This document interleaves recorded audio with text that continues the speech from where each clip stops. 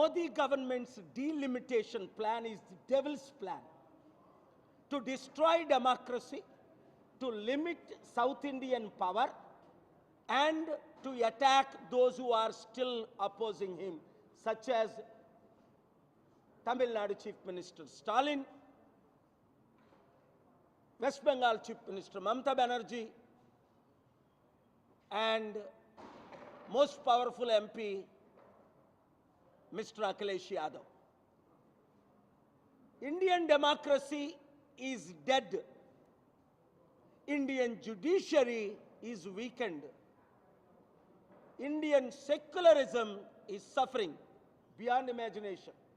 By introducing the delimitation, they want to increase North Indian Member of Parliament seats, decrease South Indian MP seats.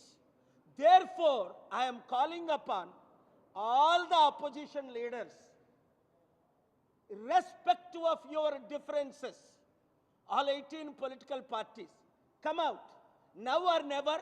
Otherwise, if you don't face now, you will face only BJP as a single ruling party like China's party or Russian party. I told on April 10th, 2019 at the Election Commission, after 3 phases, if the elections were not conducted with ballot paper, there won't be any serious opposition. And that's what is happening. That's what they are planning. They have finished everybody who has opposed in a serious way, such as Kejriwal and Chandrababu Naidu. Now Chandrababu Naidu completely surrendered, just like Jagan surrendered while he was the CM for 5 years. So, we can do wonders. Remember N.T. Ramarao, only an actor, non-politician, with 30 plus MPs, he shook and stood as the second most powerful party when Indira Gandhi had 400 MP seats. So come join with me. I will lead the fight.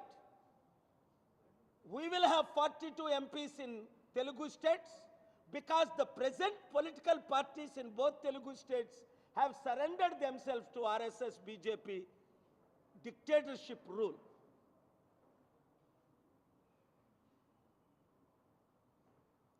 ఈ delimitation అన్నది ఒక పెద్ద drama.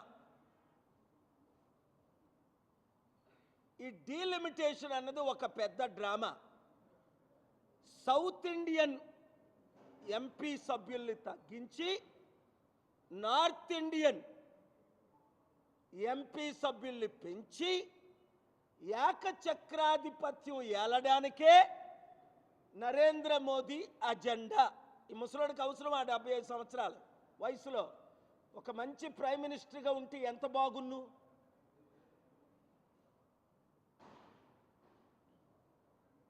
అసలు 75లో retire అయిపోవాలి కదా వారి చట్ట ప్రకారం, బీజేపీ ఆర్ఎస్ఎస్ రూల్ ప్రకారం. దేశాన్ని ఇప్పటికే అన్ని విధాలా సర్వనాశనం చేసిన సంగతి మనకు తెలుసు.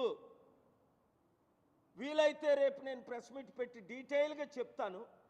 ఏ దేశంలో 40 లక్షల కోట్ల విలువైన ఏ కంపెనీలు ఎవరెవరికి అమ్మేశారు, ఇంకా అమ్మడానికి ఏమీ లేకుండా మిగిలిన 13 ఎయిర్పోర్ట్లు ఇంక్లూడింగ్ తిరుపతి ఎయిర్పోర్టు 100 కోట్లది ఎగ్జాంపుల్, ₹1 అదానికి ఎలాగ అమ్ముతున్నారు. ప్రపంచమంతా నాకు మద్దతు ఇస్తుంది.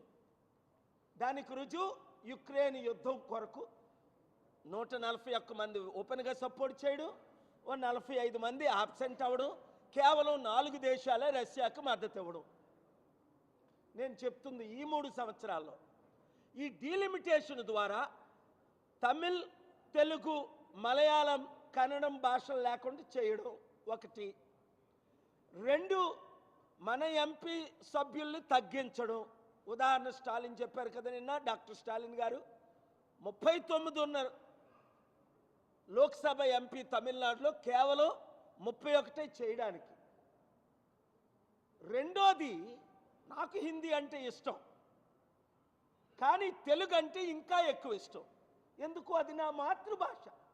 ఇప్పటికే 9 రీజనల్ మదర్ టంగుల్ని హిందీ పేరట సర్వనాశనం చేసేశారు. ఆ విషయం మీకు తెలుసు. ఏ లాంగ్వేజ్లని స్టాలిన్ గారు కూడా నిన్న ట్వీట్ చేశారు. మరి మన తెలుగు మాతృభాషను మనం వదులుకోగలమా? ఇప్పుడున్న తెలుగు రాజకీయ నాయకులందరూ దద్దమ్మలో, మోదీ తొత్తులు, మోదీ చెంచాలు, మోదీ కూర్చో అంటే కూర్చుంటాడు. అందుకే ఒకప్పుడు ఎంపీ ఉండవెల్లి అరుణ్ కుమార్ కూడా అన్నాడు, 25 సీట్లు ఆంధ్రప్రదేశ్లో వైసీపీ గెలిచినా, టీడీపీ గెలిచినా, బీజేపీ గెలిచినట్టే, బీజేపీ ఖాతాలోకే. అదే కరెక్ట్. మన రాష్ట్రానికి ఏ అభివృద్ధి లేదు. స్టీల్ ప్లాంట్ 8 లక్షల కోట్లు దమ్మిస్తుంటే 5 ఆర్డర్లు తీసుకొచ్చి ఆపిన వ్యక్తి నేను ఒక్కడనే. ఇప్పటికి కూడా స్టీల్ ప్లాంట్ అమ్మకుండా ఏపీ హైకోర్టులో స్టేటస్ కో ఉంది. ఇప్పుడు మనకి ఇచ్చిన ఆదాయం ఏంటి? పోలవరానికి కానీ స్టీల్ ప్లాంట్కి కానీ అప్పులు. సర్వనాశనం అయిపోయింది. అందుకే ఈరోజు బడ్జెట్ ఆంధ్రప్రదేశ్లో ఇంత అధ్వానంగా ఉంది. ఏంటి? నిరుద్యోగులకు 3,000 రూపాయలు ఇస్తానన్నారు చంద్రబాబు. 20 లక్షల ఉద్యోగాలని. సంవత్సరం అయిపోతుంది. 20,000 ఉద్యోగాలు కాదు, 20 ఉద్యోగాలు ఇవ్వలేదు. 3,000 ఇస్తానని 1 కోటి మందికి 3,000 మందికి కాదు, 300 మందికి కూడా 3,000 రూపాయలు ఇవ్వలేదు. ఈరోజు బడ్జెట్లో చూస్తే మీరు ఏ విధమైన మహిళలకు పెన్షన్లు అన్నారు, ఇవ్వట్లేదు. అంతకంటే ముఖ్యం, కుటుంబంలో 4 ఉంటే 4 15,000, 60,000. తల్లికి వందనం అన్నాడు, తండ్రికి అప్పడాలు అన్నాడు. తల్లికి వందనం లేదు, తండ్రికి అప్పడాలు లేవు, తాతకి ఫ్లయింగ్ కిస్సులు ముద్దులు తప్ప ఏమీ లేవు. ఏడుస్తున్నాడు. ఖజానా ఖాళీ అయిపోయింది. అప్పుడు నీకు తెలీదా? 10 లక్షల కోట్ల అప్పున్నది 13 లక్షల కోట్లు అని అబద్ధం ఆడేవే చంద్రబాబు నాయుడు. అప్పుడు నువ్వు ఇవన్నీ చేయలేవు, మనం కలిసి చేద్దాం అంటే నువ్వు చేతులు కలిపావా? మోదీతో కలిపావు. ఆ సిగ్గులేని పవన్ కళ్యాణ్, ఆడు యూజ్లెస్ ఫెలో, వాడు రాష్ట్రాన్ని సర్వనాశనం చేశాడు. అందుకే వాడు సోల్జర్స్ అందరూ వాడిని తిడుతున్నారు.